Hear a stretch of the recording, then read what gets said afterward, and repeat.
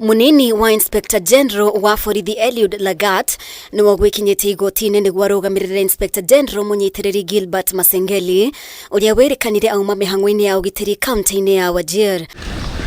Ni undu igoti-inene ritanakuwa na uhuthu kuona riri ni rita ria gatandatu Masengeli kungathia gwikinyia igoti-ini niguo kuheana riboti yigie andu atatu aria morire na njira ina KIRIGA mwena wa KITENGELA. We are now back to the same stream of excuses that the court had clearly listed for snubbing the summons by the head of the police, who should be explaining to the court whether or not the Kenyans in question are in the hands of the police, or if not, what has been done to avoid or to get to the bottom of the matter.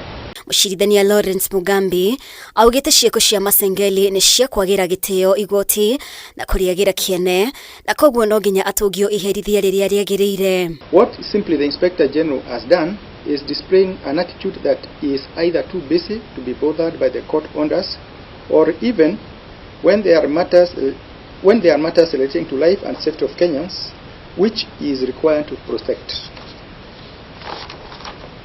A failure to appear in court pursuant to a duly issued summons amounts to a direct contempt, particularly where the opportunity to appear has been extended and ignored.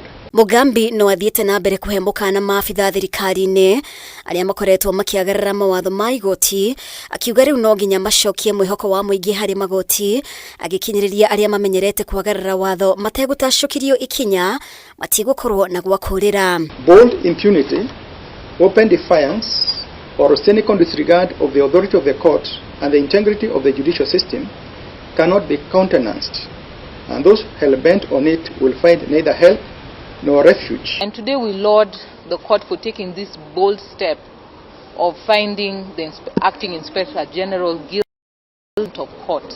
Riu igoti rigakinyaniria itua riario rigie ndeto ino wa gatano kiumia giki.